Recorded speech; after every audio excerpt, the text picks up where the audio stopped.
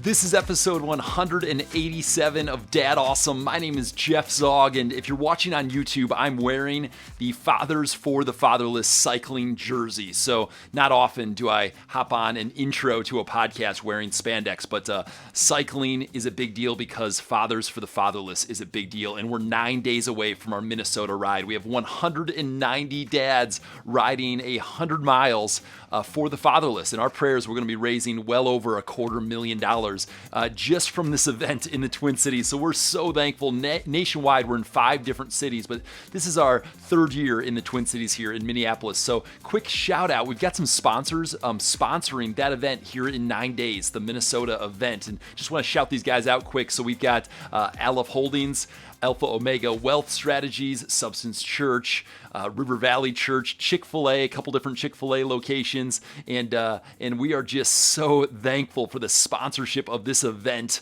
And we're going to shout out actually a little more both our platinum level, our national sponsor, and our gold level local sponsor. We're going to talk about them later in the episode. Just share a little bit about those companies and why their heart was for this mission. But today, guys, Jon Tyson is joining us for this week's episode 187. He was with us last November, so about 10 months ago, he hopped on, joined us, and we knew his book was coming, The Intentional Father, but it's dropping this week. So his new book, The Intentional Father, takes what he's been doing for about 7 or 8 years in building out the primal path, and Jon Tyson brings it together into a field guide, a practical guide around intentional fatherhood. And this is I was given an advance copy. I've already ordered the hard copy version. I believe this will probably be my most given book when it comes to intentional fatherhood. And it's about a dad raising a son, and I have 4 daughters.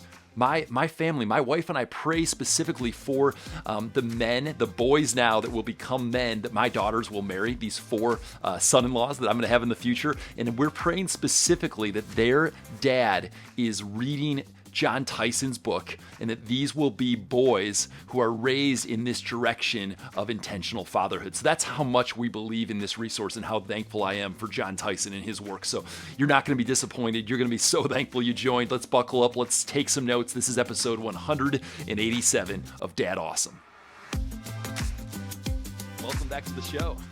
Thank you so much, mate. I'm honored. I'd also like to point out you sent me a gift card for my favorite coffee. So thank you so much. You're speaking my love language.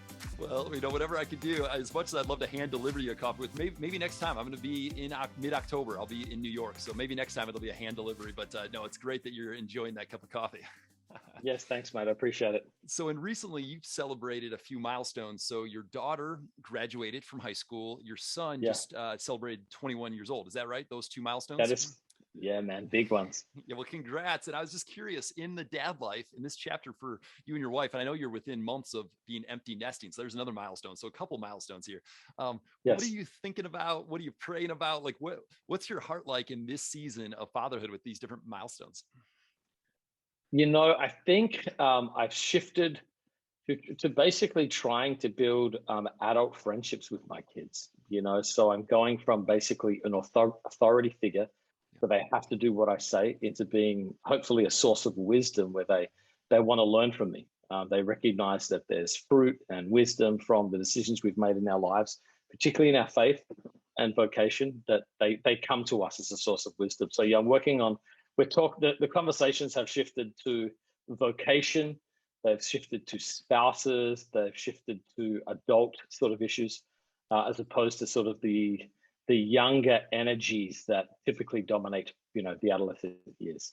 So we're really enjoying it, and our kids are wonderful, and we've worked very hard to have strong relationships with them. So we enjoy spending time together. We have a family meeting every week right now where we're just talking through all of our schedules and figuring out when we can spend time together. And we're still doing one-on-one talks with them about, just vocation, discernment.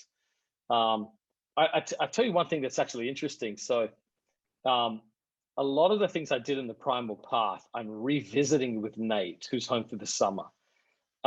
Because it's one thing to learn them as a kid. Like, you're 16, you're cranking out a bunch of content, but when you're 21 and you're feeling the weight and implications of it, it's really heavy. So I'm really enjoying talking with him about his faith, his heart, his sense of call of what God has for his life, helping him navigate some of the confusion of young adulthood, consequences of decisions, that sort of thing. So it's almost like I said to him the other day, it's like, hey man, we're not doing primal path. This is just like path. This is just like the path of life. But so we were doing some lawn work together and just talking through a few things like that. So it's moving into adult friendship is the summary. It's funny because I frame up the difference. I make a good cup of coffee in the morning and I sit, and my daughter, who's 7.5, often sits next to me, but would never think about it. I joke about it at times. You want to sip my coffee. But the fact that you're just the different season of like enjoying a cup of coffee with your kids versus them watching you enjoy it. It's very different.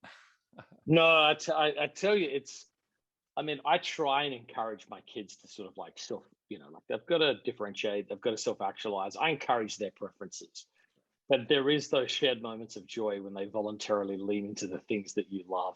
Sure. So yeah, like, to be able to sit down and share those things it's really beautiful, man. It's rich. Well, and when it comes to fatherhood, I know there's a perspective of enjoy the ride, enjoy it. And then there's a perspective of like, be really intentional with it. It's going to be work. Mm. It's not, you don't drift into being a dad who's going to raise kids that Yeah. go after it. You're not going to drift there. So I'm going to read just a couple sentences that you wrote in. And by the way, congratulations on the launch of The Intentional Father. Thanks, man. I appreciate that. Just thrilled. Here's what you wrote, and then I'll have you expound on it. You said, raising a son is real work, but we have to get this right, because if we don't teach our sons, the world will. If we don't teach our sons about women, pornography will. If we don't teach our sons about friendship, they'll live a life of loneliness. If we don't teach our sons about leadership, they'll be followers all their lives. Being a father is not about efficiency. It's about discipleship. Being a father is not about time management. It's about heart development. And I'd love for you to go into, I know this is just core to who you are, Jon, but like, why is this such a big deal, leaning in this chapter of being an intentional father? Well, man, it's the times are so confusing for young people. They're just desperate for information. I mean, you think about the complexity of what they're dealing with versus what we're dealing with. So they're trying to figure out morality in a world like ours. They're trying to try and understand how what the Bible teaches about sexuality is actually good news in a culture that says it's repressive. They're trying to make sense of statements like love is love. They're trying to figure out morality. They're trying to wrestle with, huge things like systemic injustice and all the rest of it. And these, if we don't help our kids figure out how to follow Jesus in the midst of it, there's a very real chance they'll be captured by what Paul talks about is like these ideologies that take hold of them and distort them and disciple them away from the things of God. So I think you've got the general state of like, it's our job, it's our calling, it's our honor to love and raise our kids. But I think the complexity of the cultural moment really demands like a staggering level of intentionality. Even the days of just like send them to a youth group and they get pretty good Bible teaching and general Christian worldview is not enough. We just don't live in a moment where we have the luxury of that. So the intensity of the moment and the honor of raising our kids sort of overlap. And to me, that's why I'm super passionate about that's why it's called the intentional father, not just the involved father. A lot of good involved dads, but an intentional dad goes that step further to consciously ask, who was my kid? What time of history do they live in? What am I responsible to sort of give them that's going to tee them up for their future, not just how do I speak out of my past? I think those things come together and they really produce a sense of urgency for the moment we live in. And instead of waving like the banner and being like, just be intentional, instead of like heart strings being pulled, which, I did, I cried my way through parts of your book, but instead of that, you actually laid out a plan. And I love that you even called attention to Psalm 78, this verse way down, verse 72, and David shepherded them with integrity of heart and with skillful hands, he led them. That many of us dads were not shepherded with integrity of heart. Maybe our dads missed it there, or they weren't present at all. And they likely didn't actually use skillful hands when it came to fatherhood, because probably their dads didn't do it with them. So it's passed down. We're left to figure this out on our own. And are we going to approach it with skills and skill passed down, or just general love and care and support and way to go, good on ya, as you would say in Adelaide, Australia.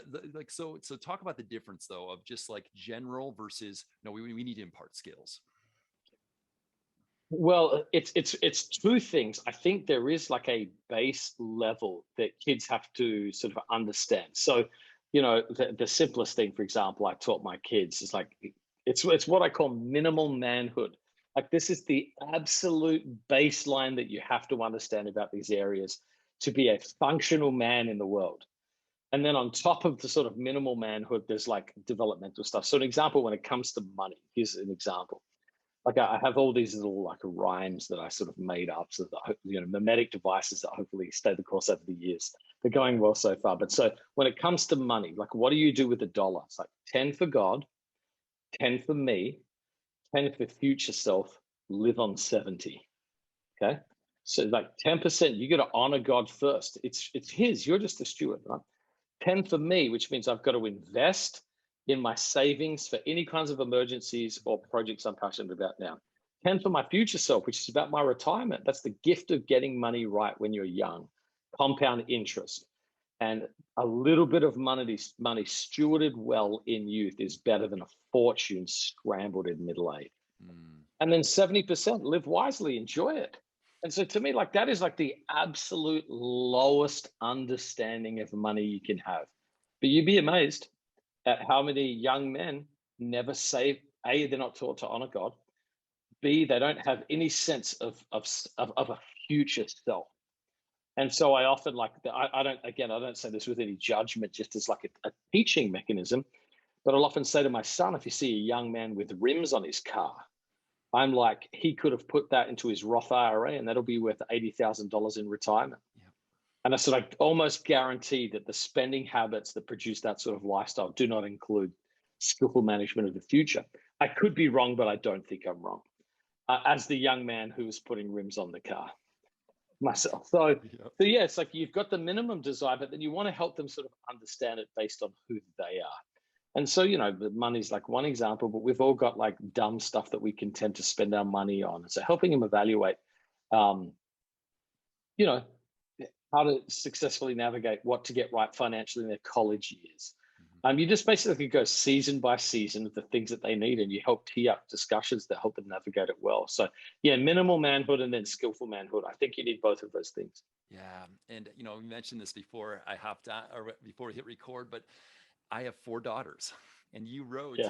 this book is, specifically a practical guide to raise sons of courage and character. And I felt like almost three emotions when I was reading through your book. One was some grieving things that I did not have. There was some of that, like the grieving. Some was man, I can take this and apply it to my daughters. Like this is absolute Yes. gold that I Yes. can apply. And then some is I found myself just praying, God, Yeah. with tens of thousands, with hundreds of thousands of dads, please read this book because it increases the odds of my four little girls and the boys that I'm praying for that they're going to marry someday. I was like, yes, I love that this book exists. Yes, because of that side. So anyways, I just want to acknowledge that one, I've read. Two, I've got 28 pages of notes, which I don't know how many dads have read Wow. and taken 28 pages. I didn't print all of them. I only printed about half. But I'm going to jump around, guide us a little bit here. Okay.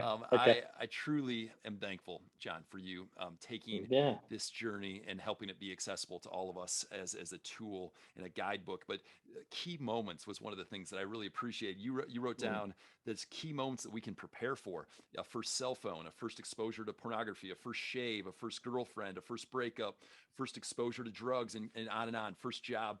Like there are firsts that we can as dads say, that's a moment. And this was a part that I got emotional around because of so many of these firsts non-existent conversations with my dad around those first, and I found myself just like kind of grieving that I didn't have that. But then it's just I can take that sadness and channel right into, but look what my wife and I get to create for our four Yeah. daughters. Totally. And Yes. would you just talk about how you leaned into those first moments and made them intentional moments? Yeah. So, I mean, as a leader, so I've been in church ministry. I've studied leadership like quite a bit. I was always aware that there were some people that knew how to create a moment that lasted. Like so, so you think about so Jim Rohn, who's like a self-help guy from like back in the day. He had this statement once that's really sort of hung me. He said, "Life is not measured by the length of our days, but by the intensity and frequency of beautiful moments." The intensity and frequency. And I thought about that. So it's like, How when I go back over my own story, I'm like, there's some of these moments that just lasted forever. And a lot of them were around these first time events. And so I was doing a lot of this intuitively. But then I thought, like, what if you got really intentional about this and you teach some of these up? And then I read the Chip brothers book, The Power of Moments, which is like an absolutely essential read. And then they talk about how to craft and build these moments. And so that's when I started thinking, okay, like I just started mapping out through my own journey, like what are the firsts? What are all these first things that happen? Because honestly, that's why psychologists tell us that's why like our young adult, our adolescence and young adult years last the length of our lives in terms of importance, because we're exposed to so many firsts. Middle age gets very, very challenging because it's just boring and monotonous because you've done most things that exist. So how do we get those right? And then, yes, I just listed them out. And I just sort of had plans for them. So the Stoics have a practice called the premeditation of evils. Okay. And what they basically try and do is think through all the possible worst things that can happen to you. So if they happen, you're not dealing with the emotions of it the first time. So I regularly meditate on what happens if I'm personally sued for something? What happens if one of my kids gets cancer? Or what if I'm horrifically injured? Like I try and like, I know it sounds very, very morbid, but then the positive side is like I started thinking through like the premeditation of moments. And then how do I get this right? And I didn't get all of them right, but man, I got a lot of them right. And it was only because I thought about them in advance. And it's like one of my favorite ones, for example, when Nate was going to get his first job, which is a huge moment in a young man's life. You would like, you will talk about your first job when you're 80. So I made Nate read Your Money Counts and Total Money Makeover. So it's like, here's a basic understanding of what you're going to do with your cash. I sat him down and we read the essay Why Work by Dorothy Sayers about a theology of vocation. I prepped him for the interview by literally having him practice it. And when we got his first paycheck, I sat there and made him hold it. And then we prayed over it. And I talked to him about how to build this. And so we, set up the Roth IRA so that he had the mechanisms to begin investing his retirement. I went with him to the bank, set up his paycheck, a savings account so that his money was automatically put into all of this. And I just thought, he's going to remember that. Dad made me read an essay. I read a few books about money. We set up the account. That's going to stay with him forever. My dad, when I got my first job, did absolutely nothing. Nothing. Like I just got the job of my own initiative. Never had one conversation in my life about budgeting or money. I think you know my story. I bought a house when I was 19 years old because I worked for a boss that said to me, stop wasting your money. And if he hadn't said that to me, I would have just kept spending my money on clothes and surfboards. This would have just met. So the power of moments. And so there's big moments sort of like that, which are life skill moments, but there's the ones like the first exposure to pornography. Okay, now I think this happened when Nate was maybe 9 or 10. And I just remember thinking, I'm either going to create a cycle of shame where he hides this for the rest of his life. If I blow up, or if I guilt him, or if I give him the whole, how could you? Or I'm going to create a cycle of repentance where he understands God's vision for sexuality and how to repent of sin and how to confess sin. And that conversation went very well. We're very, very honest conversations about lust, sexuality, temptation. Now as he's moving into adulthood, but we still have those conversations today about those challenges. So yeah, those moments create pathways for formation later on too.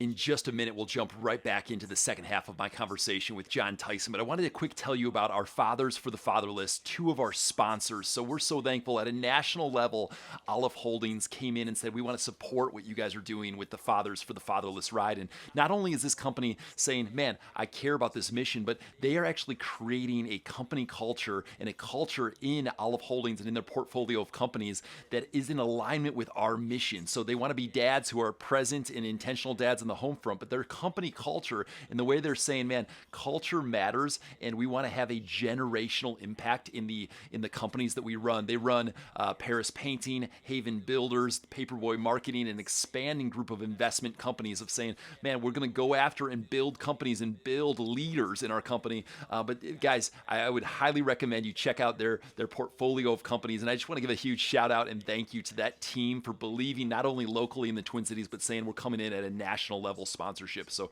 very grateful for those guys. Also, shout out to Mike and Alpha and Omega Wealth Strategies. They came in at a local gold level sponsor for Fathers for the Fatherless. And their company, man, they're just like, there's fears when it comes to finances in their company. Their whole goal is to help with financial planning in many different areas, but to say, let's bring down those fears. Let's operate in courage and in confidence. And very thankful for Mike and his company, Alpha and Omega Wealth Strategies, and their sponsorship of our Fathers for the Fatherless ride. All right, let's jump right back into the second half of my conversation with Jon Tyson. But I think about my daughter when she's water skiing. She learned how to water ski, and I tell her, hey, say in your head, this is going to be fun, and I can do this. Now, the reason that she can say I can do this is because I've taught her. I've taught her how to do this. I've taught her arms straight, knees bent, let the boat pull you, shoulders back. Like I've taught her, I've coached her through it. And she can say that. Now, you shared a story in the book about cheering, saying, you can do it, get out there, general parent encouragement, which is better than you even shared another story about your dad being in the stands, not cheering at all, reading a book. And like, so you've taken it the other direction of like, no, you're engaged, you can do this. But often we say you can do this to our kids when we actually haven't shown them the steps to do that thing. And we've actually set them up for, Dad, I can't do this because you haven't taken the thoughtful time. And you laid out a framework. I know it wasn't from you. It was from one of your friends or mentors where you say, I do, you watch, we talk. Then you move to I do, you help, we talk. Then you move to you do, I help, we talk. And then the fourth step, you do, I watch, we talk. Into the fourth step, and I'll put this all in the show notes for the listeners. You do, someone else watches. So it's an empowerment pathway. Would you expound a little further into that? Yeah, so it's a story. My number one spiritual gift is exhortation. So I love to, it's why I'm a preacher. I'm not a Bible teacher. I'm a preacher. I want to come alongside you and encourage you. So, as a coach with my son, I'm just like, I'm watching all the greatest halftime speeches. I'm trying to understand adolescent psychology so I can get them fired up and all that sort of stuff. And then I just read one day, my son just basically says to me, like, you're telling me I can do it, but I can't do it. Like the pep talks aren't helping. And I realized what he needed was like training and skill acquisition. And a lot of times, do you remember Ken Blanchard's 1 Minute Manager? And he talks, the square about the different styles that are needed. A lot of time, that's basically all it is. A lot of times we say to young people, do this. And then we yell at them when they don't do it. And they're often saying, I actually don't know how to do this. You're expecting something from me that you haven't prepared or trained me to be able to deliver on. And so that little process, I think, is originally Dave Ferguson's from the book Exponential. It's just the process of how to give away what you have and make sure it shows up in somebody else's life. It takes more time to do that. It takes a lot of time. But when you see the joy of somebody who owns something that's literally gone from your life into their life, they now have a deposit, and this deposit can be given to somebody else's life. That to me is one of like the greatest things you can experience as a dad. So yeah, it's just basically like, how do you do it? In the book, I talk about an illustration about people skills and guiding conversations. But my son was like, Dad, when you speak at a table, people seem to listen to you, and my friends just talk over me. Like, what are you doing? Why does that happen? And I was like, oh, this is like, these are just called people skills. And they're called skills, which means you can learn them. And they're about people, which means they're relational. And so we just started talking through this. And, we read How to Win Friends and Influence People and a ton of other books on interpersonal skills and all the rest of it. But that was an example of showing him this isn't magic. And I think this is the key here, because so often our culture is built on charisma, and charisma is like that person possesses the magical gift that none of us have. And therefore it produces celebrity culture and consumerism. But when you codify the gift, and you can show somebody, here's what I'm doing that is working, you then impart it to them, and it creates contributors and confidence rather than consumption. And so I think that's the big part. And our sons can often say, Dad, I can't be like you because you're fill in the blank, rather than like, here's how to actually do this. So I'm a big, big believer in skill transfer. And if I could recommend another book, Shop Class as Soul Craft. I don't know if you've heard about that. Amazing book about men's need to develop skills in the real world. And just a remarkable. And anyway, I read that book, and that's what stirred my thinking, which is like, I got to send my son into the world with the ability to do things, because a man who can't do anything has no confidence. And, you know, like it's amazing to me. I live in New York, and I'm around a lot of very successful people that have very niche skills, but you go to a working class dad and the car breaks down. He says, let me fix that. That man has confidence. He's like, I can help with your real life. And so men feel confident when they have those sorts of skills. That's what that second's about. You know, in a tangible example for me, I often, the little boy insecurities come up when a challenge comes my way that I'm not confident that I can solve. And that happens with house projects all the time. Even though my dad, who's now in heaven, he was a carpenter, a great carpenter, the transfer didn't take place. And for me, I started, a mentor of mine encouraged me to start carrying a knife. And most people that carry a knife, they are handy people that carry a knife. So to me, it's a constant reminder as I like feel the knife on me. It's often I only use it to break down cardboard boxes from Amazon. Okay. Like I'm not using it for that many manly things, but it's a reminder that my heavenly Father is still fathering me, and it's okay that I have gaps. It's okay, but I can help impart to my 4 little girls. I can help impart skills so that they have less of these moments that bubble up in them of insecurity and little like, I didn't have that. I don't know how to do that. I can't do that, because I can step into creating. Again, I'm not going to hit. There will still be gaps of pass down to my girls, but I can bring a bunch more intentionality in that area. Another thing that I just really appreciated is this concept of being a warrior. But that often we can go for a cheap substitute, specifically boys, and maybe a video game culture that we live in, that we all desire. You wrote, men need a cause bigger than a cause is bigger than a vision, more expansive than a strategy, and more long lasting than a season. It's larger than a fight. This idea that something burning, something bigger, something that we're a part of. Would you explain just a little further about why it's so important that we as dads have a cause, but then that we raise up, our sons and daughters to live for a bigger cause? Well, I mean, I'm working on a book right now, just a short book for men called Ruining and Restoring Kings. And I'll give you the book, okay, in my answer. A lot of people talk about the Proverbs 31 woman, but the Proverbs 31 man is really what frames up that chapter. And in that chapter, it says, do not give your strength to women, your vigor to those who ruin kings. And then it goes on and it says that alcohol and luxury are not for leaders. They're for the poor. They can forget and drown their sorrows. But he says, speak up for those who can't speak up for themselves. Defend the cause of the poor. Make sure that you rule with proper judgment. And so my basic conviction is this, is that male energy is a gift, and society suffers when men do not utilize and steward it properly. And so so what is the fight? The ultimate fight is the kingdom of God. And the king, that is the cause, the king and the kingdom. And it manifests itself by male energy being stewarded properly on behalf of others. And so to me, that can happen at a meta level when a society is at war. That can happen on a personal level with something that you're wrestling with in your own home or your own marriage, your own parenting. That can happen at a community level, a threat or challenge to your church or in your neighborhood or whatever. So yeah, I basically want to infuse that a man has strength and that he should utilize it in a great fight. But the difference is it needs to be in the real world as opposed to just like faux accomplishment.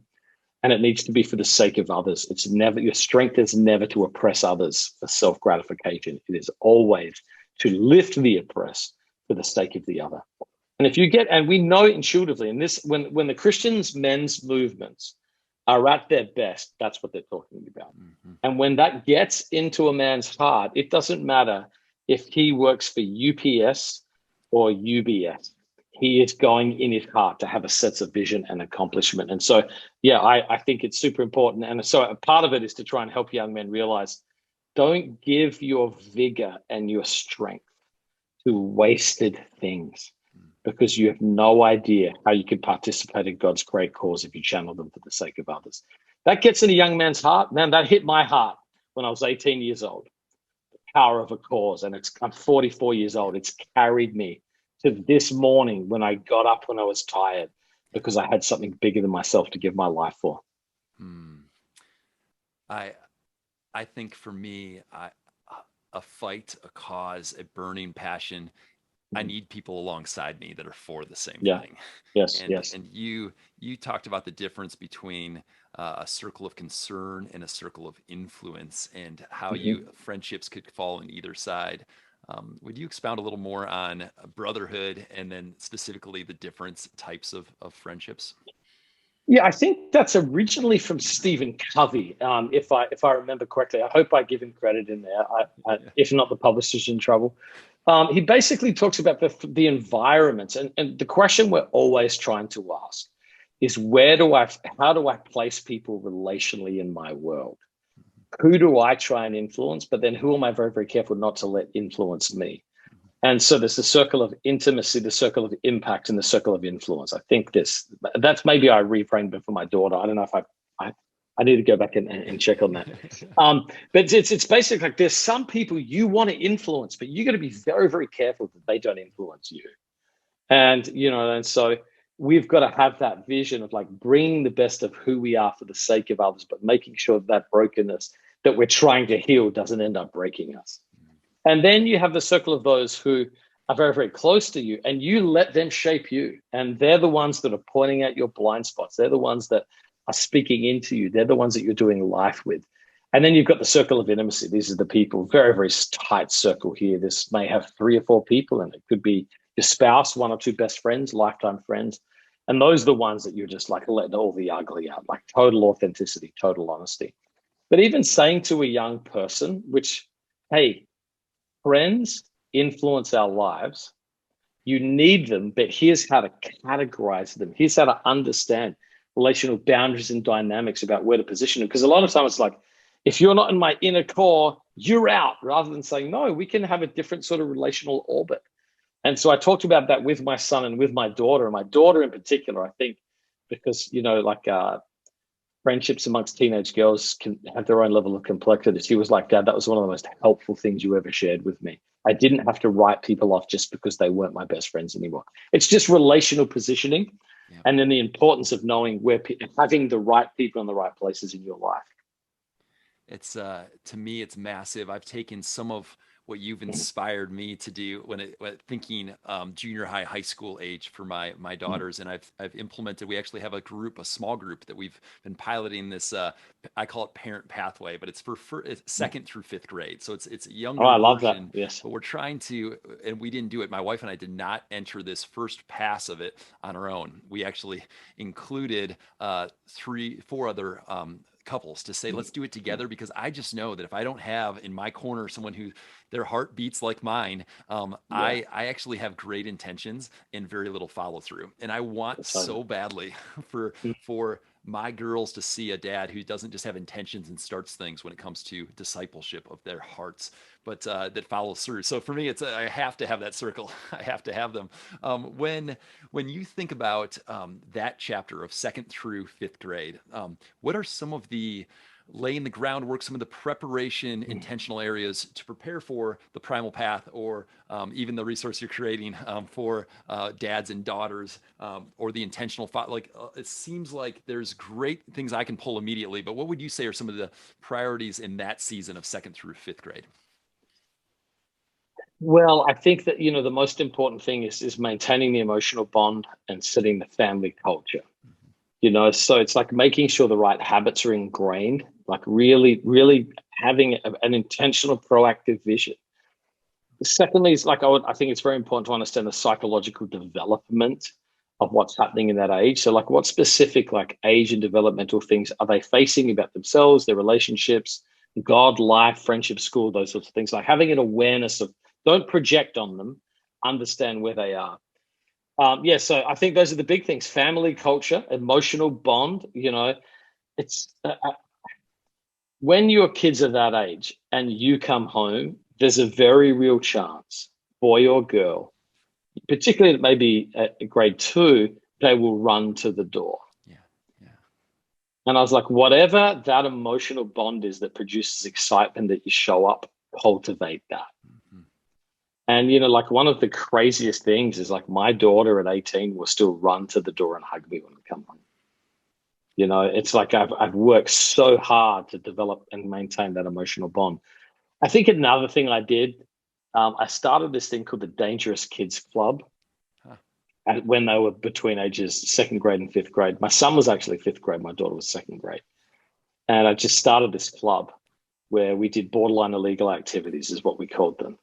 And it was just like, in order to get to the gang initiation to join my club was you had to lick a 9-volt battery, and so like I've got all this on video. It's the funniest footage ever. My daughter's in tears, like, I want to be in the Dangerous Kids Club, but I'm scared.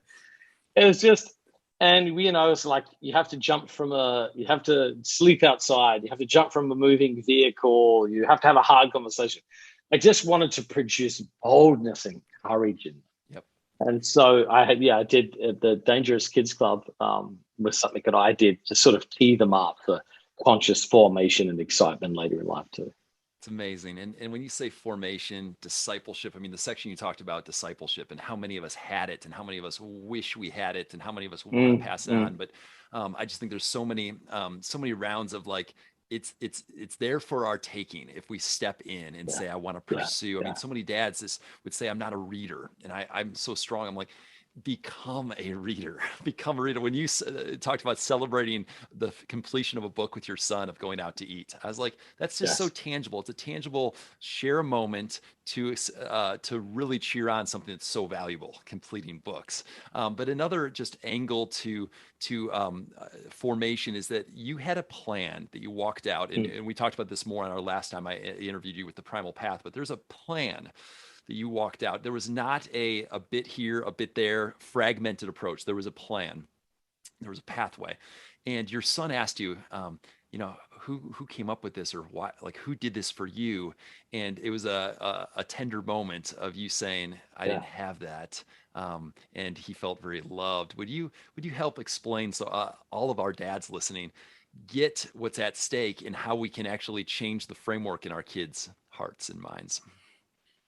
Yeah, well, I mean, honestly, mate, that's one of the most rewarding moments of my life. It's one of the most meaningful moments personally for me, not just because of what it did to my son, but what it meant for me personally. Yes, so I drew the Primal Path out. I'm somewhat of a strategic thinker by nature, but I had it on this huge blackboard. So it was like, oh gosh, massive. And I laid it all out. Like the whole thing was written out, and we'd do it in the morning behind this blackboard. And so he's looking behind me at the blackboard. Okay. And we're just talking, and it's nothing breakthrough. It's just faithfulness. It's not like, it wasn't like the best morning ever. We do the devos, we talk through the stuff or whatever. And then he just asked the question, and he just says, Dad, who took you through the Primal Path? I said, well, no one did. And he said, well, where did all this stuff come from? And I said, well, man, I made it up. I said, what do you mean? I said, well, I made all of this for you because I love you and I want you to have a pathway into adulthood. And he just sat there and was just like, so he was 14. And he just said, wow, I feel really loved. And I was like, do you remember at 14 feeling really loved? I don't remember feeling really loved. I don't remember watching, like, there's one or two moments from my mother, not a ton from my father, where I thought, I think they really love me. They're not just doing duty, which is like, of course you provide for me, you're my parents, but that you really love me with tender affection. And honestly, like I don't say this with any pride. I say it with joy. Like I talk to my son right now, and Nate will say to me, Dad, I look at all of my friends and all of their relationships with their dads, and you're the most intentional dad I've ever seen. Like I've just never seen another dad do what you've done.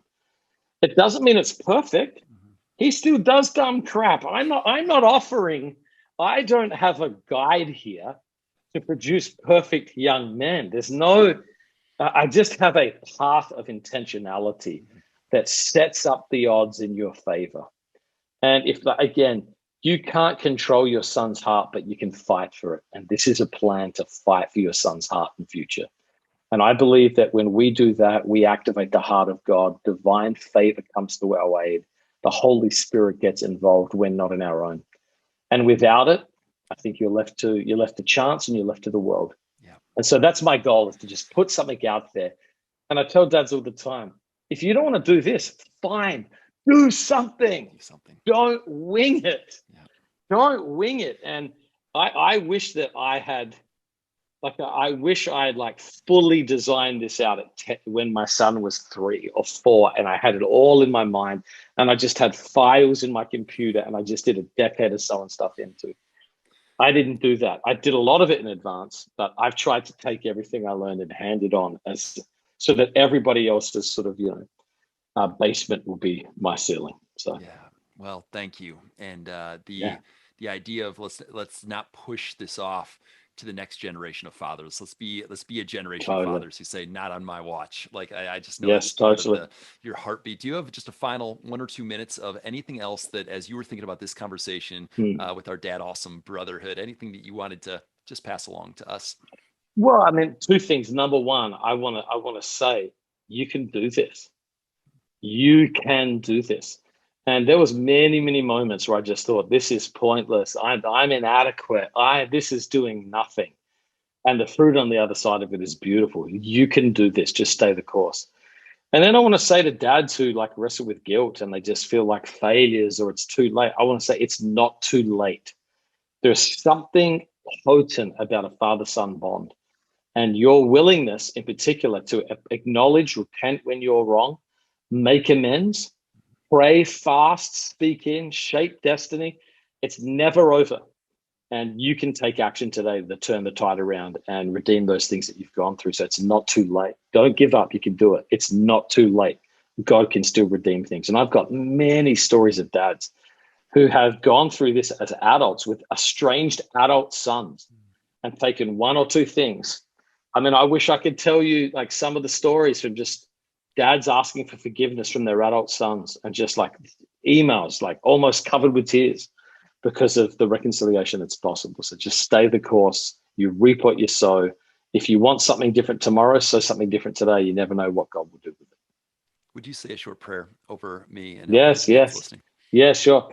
Father, I just want to say thanks for this whole community. Lord, I just want to say thank you for the vision. I just want to say thank you for the hearts that have been shaped so far. Lord, thank you for this, the bike ride that is bringing resources to those who don't have dads themselves. And I just want to pray, Lord, that your hand, you would stretch forth your hand over this community, and that they would normalize intentional fatherhood. It would just be the way things are done in our world. And we just pray for a great movement of the turning of our sons' hearts to us and our hearts to our sons. And I just pray great blessing and favor upon them in Jesus' name. Amen.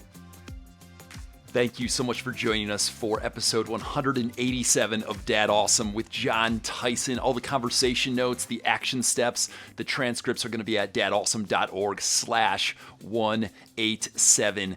Jon Tyson's latest book, The Intentional Father, dropped just 2 days ago on the 17th of August. You guys can get it on Amazon or anywhere else books are sold. And just want to recommend this book so strongly. His online course called The Primal Path is the online course version of video content, curriculum. It's audio versions, but the book just takes all of what he's learned and brings it down into an action guide for you to be that intentional father for your kids. And if you're a dad of daughters like me, still get this book. If you're a dad of sons, you have to get this book.